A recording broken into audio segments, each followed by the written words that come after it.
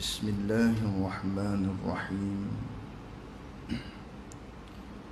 Alhamdulillahi Rabbil Alamin. Wassalatu wassalamu ala ashrafil anbiya'i wal mursalin wa ala alihi wa sahbihi ajma'in. Allahumma faqihna fid din wa 'allimna ta'wilih. Allahumma faqihna fid din wa 'allimna ta'wilih. Allahumma faqihna fid din wa 'allimna ta'wilih. Allahumma nawwir qulubana bi nuri hidayatika kama nawwartal arda bi nurika syamsika abadan abada. Bi rahmatika ya arhamar rahimin. Rabbi shrah li sadri wa yassir li amri wahlul 'uqdatam min lisani yafqahu qawli. Allahumma salli wa sallim ala sayyidina wa maulana Muhammad. Kitab Taqribul Ikhwan, muka halaman 14 bagi kitab Jawi, baris yang ke-5 dibilangkan daripada bawah. Qala al-muallif rahimahullahu ta'ala wa nafa'ana bi'ulumihi wa bi'ulumina fid darain amin. Dan satu pada perbuatan itu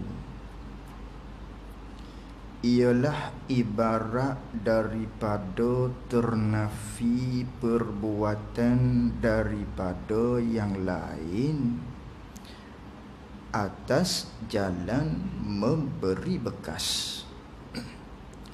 Baik, kita sambung lagi muzakarah kita menerusi kitab Taqribul Ikhwan, di mana perbicaraan kita ialah berkaitan dengan bahasan sifat wahdaniyah, iaitulah esanya Allah Ta'ala, satunya Allah Ta'ala, yang mana wajib kita i'tiqad, wajib kita kena berpegang sebagaimana firman Allah Ta'ala berfirman, Qul huwallahu ahad. Katakanlah ya Rasulullah, Allah Ta'ala tu yang satu, Allah Ta'ala tu satu, wa ilahukum ilahu wahid, dan adalah Tuhan kamu itu ialah Tuhan yang satu. La ilaha illallah, tidak ada Tuhan melainkan Allah sahaja. Maka ini semua menunjukkan dalil kepada kita bahawasanya Allah bersifat dengan sifat wahdaniyah. Allah Ta'ala tu satu. Maka satu Allah Ta'ala ni, hak Al-Quran sebut Qul huwallahu ahad wa ilahukum ilahu wahid. Apakah makna satu Allah Ta'ala? Apakah yang dikatakan wahdaniyah? Satu tadi tu, Allah tu satu, Tuhan kamu itu satu. Apa maksud satu? Itulah hak kita bicara di dalam kitab kita ni, iaitulah berkaitan dengan sifat wahdaniyah. Allah tu satu. Maka satu Allah Ta'ala ni ada 3 makna, iaitulah satu pada zat, satu pada sifat, satu pada perbuatan. Lalu tu satu pada zat dengan makna macam mana? Hak dulu. Satu pada zat dengan maknanya zat Allah Ta'ala ni tak bersusun daripada beberapa juzuk. Zat Allah Ta'ala satu-satu sungguh. tak bersusun daripada beberapa juzuk-juzuk. Adapun zat kita, diri kita, walaupun kita kata kita ni satu, kita ni seorang, tapi bersusun daripada beberapa juzuk-juzuk di kita. Itu makhluk. Maknanya di kita, walaupun kata satu, tapi di kita ni banyak juzuk-juzuknya. Allah Ta'ala, zat dia satu. Zat Allah tu satu, tak bersusun daripada beberapa juzuk-juzuk. Oh, haluh zat Allah Ta'ala, kecil zat Allah Ta'ala. Hak tu mukhalafah hak kita bicara. Allah tak sama dengan makhluk. Dah kata tak berjuzuk, kita berjuzuk. Kerana itu ada besar, ada kecil, kerana berjuzuk. Allah tak berjuzuk, tak besar, tak kecil. Dah tak besar, tak kecil, itulah panggil mukhalafatuhu ta'ala lil hawadis. Nak menceritakan di sini, zat Allah Ta'ala tu bukan jenis bersusun daripada beberapa juzuk-juzuk. Itu satu pada zat, makna yang pertama. Satu pada zat, makna yang kedua ialah zat Allah Ta'ala tu satu. Bukanlah Tuhan tu dua, bukanlah Tuhan tu tiga, bukanlah Tuhan tu empat, dan dengan lain-lain angka. Itu makna yang kedua, satu pada zat. Kemudian satu pada sifat, ada dua makna juga. Hak terdahulu, iaitulah satu pada sifat. Makna yang pertama dengan maknanya sifat Allah Ta'ala ni banyak sifat Allah. Tiap-tiap sifat yang menunjuk di atas sempurna, itulah sifat Allah. Tiap-tiap sifat yang menunjuk di atas sempurna, itulah sifat Allah. Maka hak sempurna ni banyak. Maka semua sifat Allah. Maka banyak sifat Allah. Di antara sifat kesempurnaannya, ni hak kita duk belajar ni, kudrat, irada, ilmu, hayah, sama, basar, kalam. Ini setengah daripada sifat Allah yang sempurna. Maka dah banyak sifat Allah, sungguh pun banyak, tapi satu-satu. Kudrat satu, irada satu, hayah satu, ilmu satu. Itu panggil satu pada sifat. Makna yang pertama, sifat Allah tu banyak, tapi satu-satu. Bukan dengan makna ada di Allah 3 kudrat, ada di Allah 5 hayah, ada di Allah Ta'ala 10 sifat ilmu ada. Tu bukan wahdaniyah pada sifat namanya. Ini wahdaniyah pada sifat. Sifat Allah banyak, tapi satu-satu. Itu makna yang pertama. Makna yang kedua, satu pada sifat, ialah dengan maknanya tidak ada di benda lain, tidak ada di sesuatu yang lain.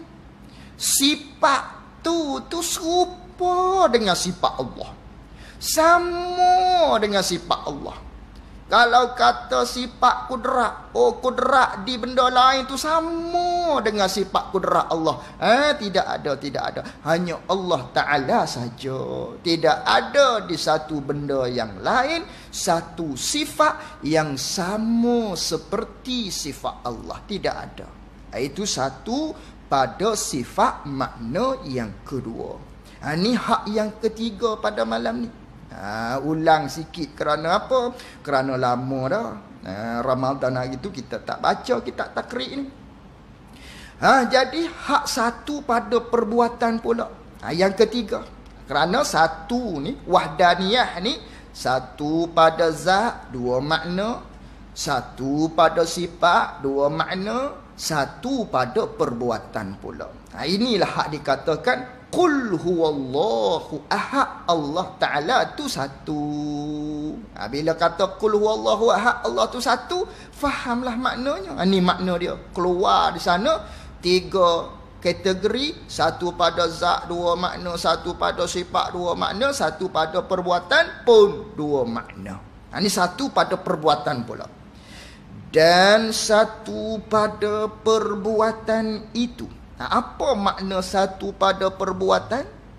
1 pada perbuatan itu ialah ibarat, maknanya macam ni. Maknanya ialah ibarat daripada ternapi. Ibarat daripada tak ada. Itu ternafi maksudnya tak ada. Tidak ada. Tak ada. 1 perbuatan tu dengan maknanya ibarat daripada ternapi daripada tak ada. Tak ada apa? Tak ada perbuatan. Yakni tak ada 1 perbuatan pun. Ini 1 pada perbuatan dengan maknanya ternafi perbuatan. Tidak ada 1 perbuatan pun daripada yang lain. Yakni di benda yang lain daripada Allah, maksud gitu. Tidak ada 1 perbuatan pun di yang lain, yakni daripada benda yang lain daripada Allah. Tak ada. Tidak ada 1 perbuatan di benda hak lain. Tak ada perbuatan. Perbuatan mana hak tak ada? Atas jalan memberi bekah. Tak ada. Tidak ada di 1 benda lain pun hak selain daripada Allah, yang mana perbuatan dia atas jalan memberi bekah. Tak ada di 1 benda yang lain. Tak ada. Hanya Allah Subhanahu wa ta'ala sahaja perbuatan dia boleh memberi bekah. Itu maksud. Tidak ada di benda lain. Di benda-benda lain hak makhluk ni, tidak ada pun perbuatan dia boleh memberi bekah. Tidak ada. Hanyalah perbuatan Allah Ta'ala sahaja yang boleh memberi bekah. Itu wajib i'tiqad gitu. Itu makna 1 perbuatan. Jadi makna 1 perbuatan ialah ternapi perbuatan. Tidak ada 1 perbuatan pun di mana-mana perkara, di mana-mana benda yang selain daripada Allah. Tidak ada pun 1 perbuatan tu hak atas jalan memberi bekah, yakni atas jalan memberi kesan. Tidak ada. Tidak ada 1 perbuatan di benda yang lain atas jalan memberi bekah tu dengan jalan muttasil. Apa dengan jalan muttasil? Dengan jalan berhubung, dengan jalan berkongsi. Tidak ada. Macam mana tu? Tidak ada 1 perbuatan di benda hak lain boleh memberi bekah dengan jalan berkongsi. Taswir dengan bahawa macam ni. Dengan bahawa berkongsi perbuatan Tuhan kita.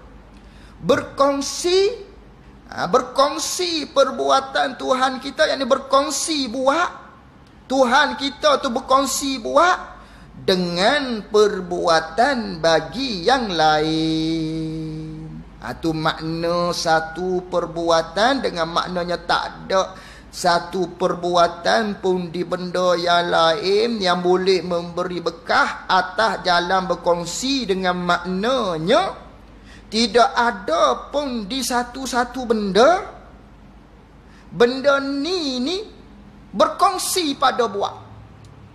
Allah Ta'ala hak buat, benda lain pun buat. Tak ada di 1 benda tu. Tak ada. Hanya perbuatan Allah. Contoh, umpama, misal untuk kita faham. Misalnya ubat. Kita makan ubat. Manakala makan ubat pening kepala, makan ubat Actify, Panadol misalnya, telan 2 biji, sembuh. Hilang pening kepala kita tadi. Jadi manakala hilang pening kepala, sembuh kita daripada pening kepala, siapa yang menyembuh? Kalau orang itu i'tiqad ubat yang memberi sembuh, maka ketika itu dia syirik. Syirik apa tu? Syirik pada perbuatan. Ini tidak esa Allah Ta'ala pada perbuatan lah. Kalau dia i'tiqad ubat yang memberi bekah, yakni ubat yang memberi bekah berkongsi dengan perbuatan Allah. Macam tu. Ubat yang memberi bekah terhadap memberi sembuh. Adakah ubat 100% yang memberi sembuh? Berkongsi dengan perbuatan Allah memberi sembuh. Itu dia panggil syirik, makna satu pada perbuatan, makna hak pertama hak dalam kitab kita ni. Kerana tidak ada satu perbuatan pun di benda yang lain boleh memberi bekah dengan jalan berkongsi. Tidak ada. Hanya perbuatan Allah 100% yang boleh memberi bekah. Tidak berkongsi dengan mana-mana kuasa, mana-mana makhluk sekalipun. Tidak. Itu siapa yang beriktikad ubat boleh memberi bekah, berkongsi dengan perbuatan Allah yang memberi bekah terhadap sembuh, maka ianya telah jatuh kufur. Dia panggil syirik. Syirik apa tu? Syirik jali. Syirik yang tersembunyi, yang membawa kepada kufur. Syirik tu syirik jali. Syirik tu syirik khafi. Syirik yang tersembunyi, orang tak tahu, dan bawa pada kufur benda tu. Tu bahaya kalau i'tiqad tu salah. Ada satu lagi syirik khafi, tapi tak kufur, ianya sekadar membatalkan pahala ibadat kita. Hak ni riya, buat amal ibadat nak tunjuk pada yang lain daripada Allah. Itu syirik juga. Berkongsi tu. Kita buat ibadat, berkongsi buat ibadat ni kerana Allah gatik, kerana yang lain juga. Kerana yang lain tu kerana siapa? Kerana nak tunjuk pada orang, kerana nak pada kepujian, nak kepada orang kata kita baik. Berkongsi dalam kita buat ibadat tadi. Syirik juga. Kufur ke syirik tadi? Tu tak syirik. Tapi hak ni membatalkan pahala kita. Hak kita buat tadi tu batal pahala. Tak dapat pahala. Serta bukan sekadar tak dapat pahala, dosa besar pula. Tu. Dosa besar nak pula. Kerana riak tu dosa besar. Dosa besar bahagian batin. Dosa besar bahagian zahir, minum arak, berjudi, dahaka dua ibu bapa, berzina. Tu dosa besar. Dosa besar zahir nama dia. Ada dosa besar batin. Di antaranya riak. Tu buat ibadat berkongsi kerana Allah juga, kerana yang lain juga. Tu berkongsi tu dia panggil. Hak ni syirik kau? Kafir kau orang tadi? Tak kafir, tapi dosa besar. Ibadat hak dia buat tadi batal pahala. Batal pahala. Tu dia panggil apa dia panggil? Syirik khafi. Syirik khafi hak tidak membawa kepada kufur. Ada syirik khafi membawa pada kufur. Ni dalam masalah akidah. Apa dia? Dia i'tiqad satu-satu benda ni kalau kata bab menyembah, ubat yang menyembah berkongsi dengan perbuatan Allah. Kalau kata menghilangkan dahaga, air yang menghilangkan dahaga berkongsi dengan perbuatan Allah. Kalau kata yang mengenyangkan ialah nasi ke chicken chop ke dan lain-lain, berkongsi dengan perbuatan Allah. Itu berkongsi pada kenyang, berkongsi pada menghilangkan dahaga, berkongsi pada memberi bekah. Itu dia panggil syirik. Kerana tidak ada satu perbuatan pun yang boleh memberi bekah, hanya perbuatan Allah Subhanahu wa ta'ala sahaja. Demikianlah dalam bab kita naik kereta. Naik kereta, naik kereta. Tak ada minyak. Mana kalau tidak ada minyak, kita pun iktiqad katakan. Kita iktiqad minyak inilah yang memberi bekah terhadap menggerakkan kereta. Bukan Allah. Berkongsi dengan perbuatan Allah. Itu pun syirik juga. Kerana yang menggerakkan hanya perbuatan Allah. Bukan minyak. Bukan minyak petrol. Tapi iktiqad begitu, asbab zahir kena cari.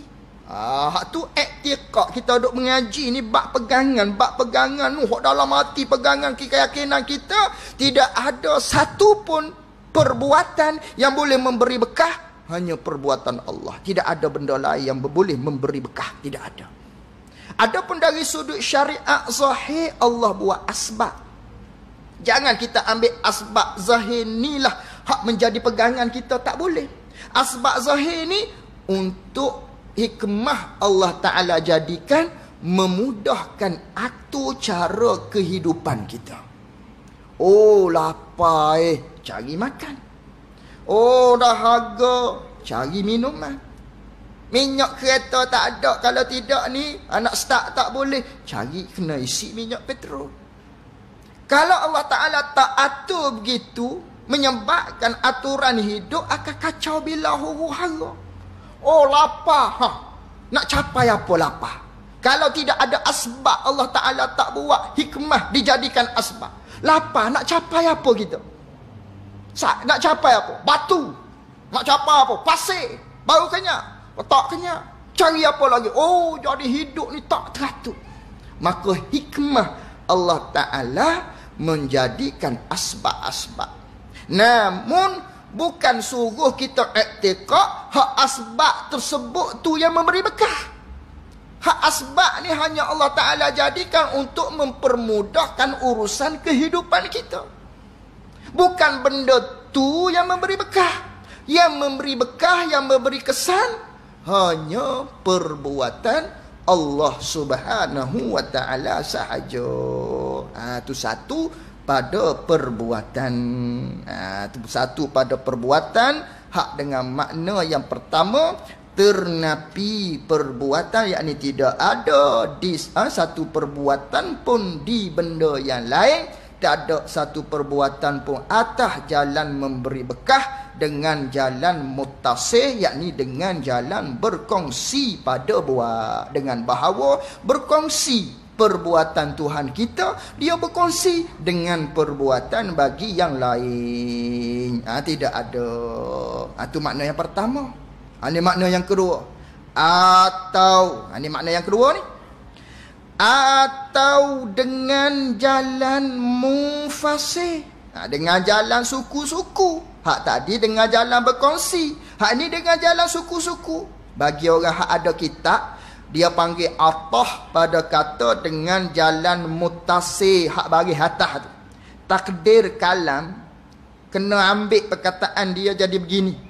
Dan satu pada perbuatan itu ialah ibarat daripada ternapi perbuatan daripada yang lain. Tak ada satu perbuatan pun di benda yang lain. Tak ada pun satu perbuatan di benda yang lain atas jalan memberi bekah. Tak ada. Tidak ada pun di benda yang lain atas jalan memberi bekah. Tak ada. Hanya perbuatan Allah. Tak ada pun satu perbuatan di yang lain atas jalan memberi bekah. Satunya tadi dengan jalan muttasil, dengan jalan berkongsi. Hak ni hak bawah. Dengan jalan munfasil.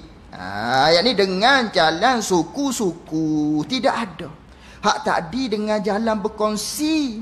Hak ni dengan jalan suku-suku pun tidak juga. Macam mana dengan jalan suku-suku? Dengan bahawa berasing-asing dengan tagan. Kena baca begitu tu. Jangan baca dengan tagan. Tak kena ni bahasa Kelantan. Dengan tagan kena baca begitu. Sebab Jawi dia tak ada lah tagan nak tulis kan. Tagan. Sebenarnya tagan dia gitu. Dengan bahawa berasing-asing dengan tagan. Ni payah ni nak terjemah dalam bahasa Kuala Lumpur ni. dengan berasing-asing dengan tagih. Maknanya begini, berasing-asing dengan tagih ni dengan maknanya berasing-asing pada buat gitu. Itu berasing-asing dengan tagang, berasing-asing pada buat. Hak ni mu buat ni, aku buat ni. Itu dia panggil berasing-asing. Maknanya diubah tadi tu, diubah ni, siapakah yang menyembuhkan? Ubah semata-mata, bukan perbuatan Allah. Itu makna hak yang kedua, iaitulah ada di benda lain yang boleh memberi bekah dengan jalan suku-suku, bukan berkongsi dak. Hak ni pun tidak sama sekali, hanya perbuatan Allah Subhanahu wa ta'ala saja. Hak pertama tadi dia i'tiqad, maka ubat sembuh. Sembuh tu siapa yang menyembuh? Allah berkongsi dengan ubat syirik.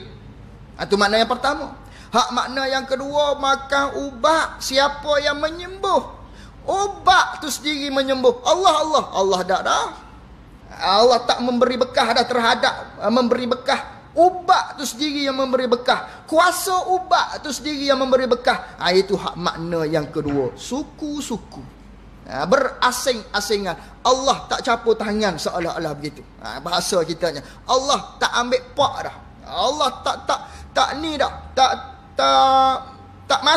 ada dah kuasa Allah Ta'ala kat situ. Hanya ubat semata-mata. Begitu maksudnya. Ni pun syirik juga. Apatah lagi. Hak tadi syirik dah kerana berkongsi. Hak ni semata-mata makhluk tu boleh memberi bekah. Ni apatah lagi. Kedua-duanya syirik belaka. Naknya hanya perbuatan Allah Ta'ala sahaja yang memberi bekah. Begitu. Hanya perbuatan Allah sahaja yang memberi bekah, tidak ada di benda yang lain. Begitu. Cuma nak bercakap tak apa. Nak bercakap. Kita nak bercakap, makan ubat tadi sembuh aku. Tak apa. Minum air tadi hilang dah dahaga. Kenyang makan bagian. Gi sandar kenyang tadi kepada makanan. Kita sandarkan percakapan kita, minum sesuatu itulah yang menghilangkan dahaga. Ataupun lain-lain daripadanya. Sandar pada percakapan, ini tak jadi kufur. Hak kufurnya i'tiqad. Adapun sandar, salah ke, berdosa ke kita bercakap begitu? Tak menjadi sedikit pun kesalahan. Tak jadi masalah. Tak perlulah kita cakap dengan jalan yang panjang.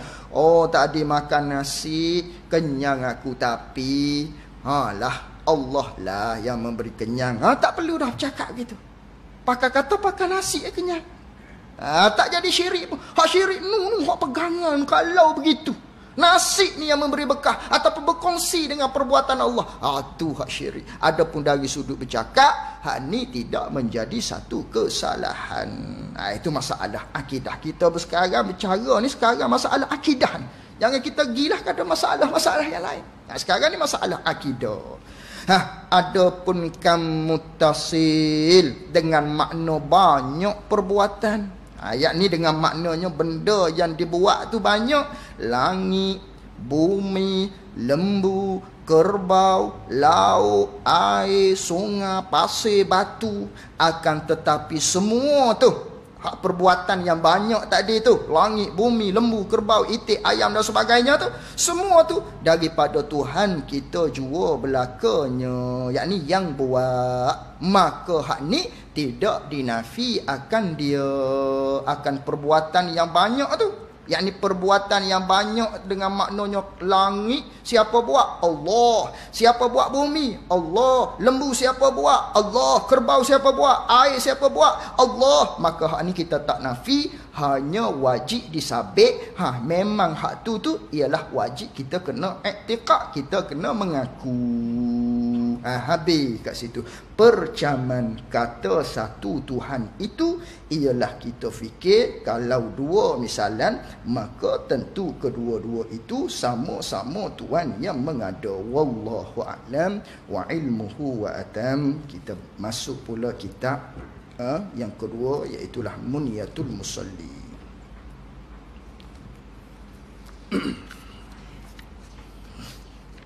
Kitab Munyatul Musalli, muka halaman 20.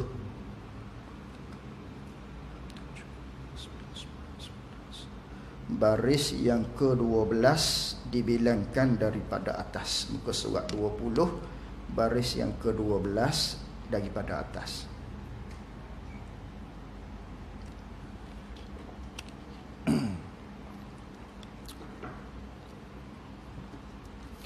Qala al-muallif rahimahullahu ta'ala wa nafa'ana bi'ulumihi wa bi'ulumina fid darain amin. Dan demikian lagi, kata pengarang rahimahullahu ta'ala, Syekh Daud rahimahullahu ta'ala katanya, dan demikian lagi setengah daripada orang yang memelihara akan sembahyang dan yang mendirikan baginya bagi sembahyang. Setengah daripada orang hak pelihara solat, orang hak mendirikan solat, koma situ tu. Ia seseorang tu mengekalkan, yakni yang mengekalkan dan yang menyungguhkan atas mengerjakan dia akan sembahyang, dia mengekal, dia menyungguhkan mengerja dengan berjamaah. Ni ialah pengarang kita nak memberi penekanan pula kepada hal yang berkaitan dengan solat secara berjamaah. Di mana pada sebelum ini pengarang kita telah membicarakan berkaitan dengan rukun-rukun solat, syarat-syarat solat, kemudian membicarakan berkaitan dengan perkara-perkara sunat, sunat ab'ad, sunat hay'ah, sunat hak selepas daripada solat, apa yang perlu kita lakukan hingga selesai. Daripada doa-doa dan lain-lain daripadanya, hak telah terdahulu kita bicara. Jadi topik untuk malam ni nak berpindah dah. Habis dah berkaitan dengan rukun solat, berkaitan dengan apa hak kita kena buat selepas daripada solat, habis dah. Kemudian hak ni nak bicarakan pula berkaitan dengan penekanan berkaitan dengan solat berjamaah. Jadi kata pengarang di sini, dan demikian lagi. Apa demikian lagi? Yakni setengah daripada orang yang memelihara sembahyang dan yang mendirikan baginya bagi sembahyang. Setengah daripada alamat orang yang pelihara solat, begitu. Setengah daripada alamat tanda-tanda orang ni ialah orang yang memelihara sembahyang, orang hak mendirikan sembahyang.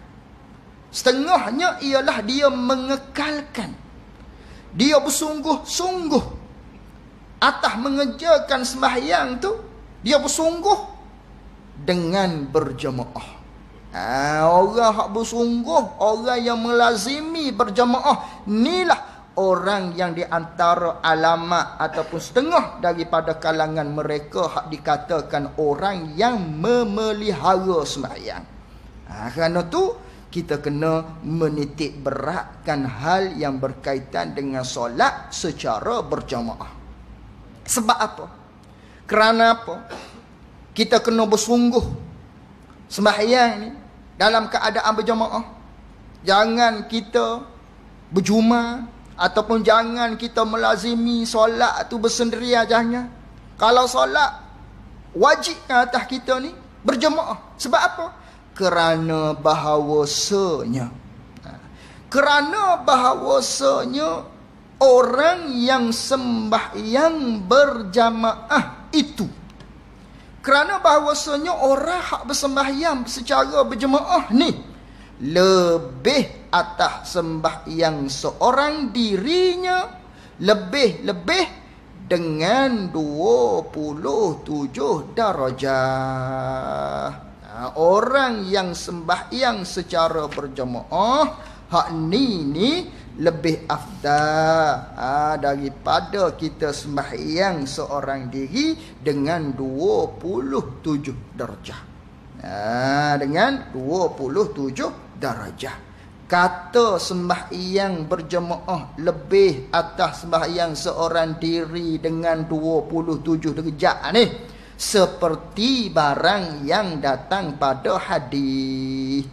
Seperti hadis yang seperti barang, seperti riwayat yang datang pada hadis. Mana hadisnya? Hadisnya Nabi sallallahu alaihi wasallam bersabda, salatul jamaah tafdulu salatal fazzi bi 27 darajah. Nabi sallallahu alaihi wasallam bersabda, sembahyang berjamaah itu lebih afdal, lebih banyak pahala, lebih molek daripada sembahyang bersendirian. Sembahyang seorang diri lebih molek, lebih afdal tu bisab'in, dengan 27 dengan 27 darajat.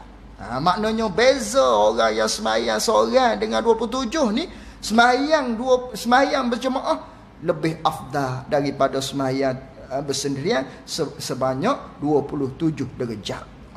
Lebih afdal dia, lebih afdal solat berjemaah itu atas satu riwayat. Satu riwayat yang lain 25 darjah. Ada dua riwayat. Riwayat kata 27, riwayat yang menyatakan 25. Apa beza 25 dengan 27? Kata ulama, kerana khusyuk ni tak sama. Khusyuk tu, di khusyuk itulah yang melebihkan hak kata 27 tadi tu. Di khusyuk tadi. Walhasilnya sembahyang berjamaah lebih utama daripada sembahyang secara bersendirian. Lebih utama tu ada riwayat kata 27, ada riwayat kata 25. Dua-duanya hadis yang sahih gitu. Habis kat situ. Sebab tu kita kena menyungguh di atas solat secara berjemaah. Maka orang yang memudahkan dengan laba ini, maka orang yang memudahkan, yakni orang yang meringan-ringankan, orang yang memandang enteng, orang yang memandang rendah, orang yang memandang remeh, begitu, dengan laba ini, dengan keuntungan yang Allah Ta'ala berikan itu, iaitulah 27 darjah ni bagi seorang yang sembahyang berjemaah. Yang mana 27 darjah ni dibangsakan laba tersebut, keuntungan tersebut, pahala tersebut pada agama lagi akhirat. Yang mana hak Allah Ta'ala janji ni ialah hak di sisi agama, bukan hak jenis atas dunia ni. Elang hak benda nampak tengok, tidak. Benda akhirat, benda hak kita tak nampak, hak kita akan rasa ruginya bila di akhirat kelak. Atas dunia tak rasa rugi. Maka orang yang mempermudah-mudahkan, orang yang memandang rendah terhadap keuntungan 27 darjah ni, padahal tiada payah pada menghasil akan dia, akan laba ini, akan 27 darjah tu, bukan susah pun nak dapatkan dia. Dan tiada, di sini ni hak kita tu baiki sikit, bukan baiki maksudnya kita buat bulat. Tiada dapat tu, bulat dapat tu tukar dengan penat. Jangan kita pangkah, takut-takut betul dah, tapi hak mengajinya penat. Dan tiada penat mencapai akan dia, akan laba ini. Bukan bawa kepada letih, berdiri tu sampai ke pensang untuk mendapatkan 27 darjah ni, tidak. Kalau kata solat sendiri 4 rakaat solat zuhur, kalau solat berjamaah zuhur 4 rakaat juga. Bukan kata nak dapat 27 tu solat zuhur jadi 10 rakaat, dah tak bertambah. Itu maksud dia. Jadi maksudnya bukan payah benda ni. Lalu tu tiba-tiba maka adalah orang itu orang yang memudahkan agamanya dan orang yang tiada menghirau akan dia akan agama. Jadi katanya di sini, orang yang memudahkan, orang yang memandang rendah, orang yang memandang buat-buat tak acuh, kita panggil memandang rendah, memandang remeh terhadap fadilat 27, iaitulah sembahyang secara berjemaah ni. Sedangkan benda tu bukan susah pun, tak penat-penat pun kalau kita buat pun. Maka kalaulah orang ni memandang rendah kepada perkara-perkara tersebut, orang ni ialah orang yang merengah-rengahkan agama dia, orang yang tak mencaknakan agama dia, orang yang tak hirau, orang yang tak mempedulikan berkaitan dengan agama dia. Rugilah orang ni. Misalnya kalau benda dunia, kalau bekerja kat sini boleh gaji begian. Tapi kalau bekerja kat sini dapat sikit, kita pergi pilih hak sikit. Maknanya orang tu gong benarlah dia nya. Kerana dia tak mempedulikan diri dia, anak isteri dia, nak makan pakar dan lain-lain daripadanya. Gi ambil hak tak boleh mampu untuk memberikan makan minum pada isteri dia, membiarkan hak tawaran daripada orang lain tu hak mampu untuk beri nafkah kepada anak isteri dia. Maka demikianlah dalam urusan agama. Dalam hak ehwal berkaitan dengan solat jemaah ni, pahala solat berjemaah 27, tiba-tiba orang tadi mensia-siakan, memandang rembeh. Biarlah, dia kata biarlah. Maka orang ni orang yang tidak mempedulikan agama dia. Itu maksud tu. Itu yang pertama. Dan lagi kerana kata setengah ulama, ni pun atah pada kata kerana hak tadi. Maknanya takdir kalam kita kena ambil hak atas. Dan demikian lagi, setengah daripada orang yang memeliharakan akan sembahyang dan yang mendirikan baginya pagi sembahyang, ialah yang mengekalkan dan menyungguhkan atas mengerjakan dia kan sembahyang dengan berjemaah. Kerana apa? Kita kena bersungguh berjemaah ni. Satunya tadi kerana tawaran daripada Allah 27 darjat. Yang kedua, kerana kata setengah ulama, ia berjemaah ni fardu kifayah. Kerana setengah ulama kata solat berjemaah ni fardu kifayah. Bermakna kalau kita hadir solat jemaah, satunya dapat 27. Yang kedua, pahala tu pahala wajib, pahala fardu. Tak sama pahala fardu dengan pahala sunnah. Kerana apa? Kerana fardu kifayah. Ini atas pendapat siapa ni? Pendapat Imam Nawawi. Pendapat Imam Rafi'i dalam mazhab kita Imam Syafi'i. Pendapat Imam Rafi'i kata sunat muakkadah. Jadi dia ada khilaf pula dalam masalah ni. Kita ambil pendapat Imam Nawawi tadi. Mari solat berjemaah tu, sama ada di masjid ke di mana-mana, asal berjemaah. Paling kurang ada satu imam, satu makmum. Maka hak tu maknanya satunya dapat 27 pahala, yang kedua fardu kifayah. Fardu kifayah. Begitu. Diperangi akan orang yang meninggal akan dia akan berjemaah. Lagi pula manakala benda ni besarnya berjemaah ni, Nabi memerangi orang hak meninggalkan berjemaah. Nabi memerangi orang hak tinggal berjemaah, yakni hak tinggal berjemaah di dalam satu-satu kampung tu tidak ada satu pun hak mendirikan berjemaah. Hak ni Nabi marah sungguh. Nabi memerangi. Maknanya mereka hak dalam satu kampung tidak ada yang melakukan berjemaah secara zahir. Adapun kita sekarang ada masjid, ada surat, itu zahir lah. Syiar berjemaah tadi tu. Tapi kalaulah di satu-satu tempat tu tidak ada, ni Nabi marah, Nabi perangi betul-betul. Maknanya mereka hak tidak ada berjemaah di satu-satu kampung. Hatta ada di dalam riwayat, maknanya Nabi membakar rumah-rumah mereka. Nabi nak, bukan Nabi bakar, Nabi ingin bakar rumah-rumah mereka hak tak solat secara berjemaah. Maka Nabi nak bakar rumah hak tak solat berjemaah ni sikit lagi. Lepas tu azan lah. Nabi nak bakar rumah hak tak solat berjemaah ni ada dua pendapat. Pendapat di mazhab yang lain mengatakan Nabi memang nak bakar orang hak tak solat berjemaah ni. Pendapat dalam mazhab kita Imam Syafi'i mengatakan Nabi nak bakar rumah hak tak solat jemaah ni, iaitulah mereka daripada kalangan orang munafik. Nabi nak bakar rumah orang munafik tu hak tak solat jemaah. Kerana apa? Kerana bila dia tak solat berjemaah, maksudnya dia tak solat lah tu.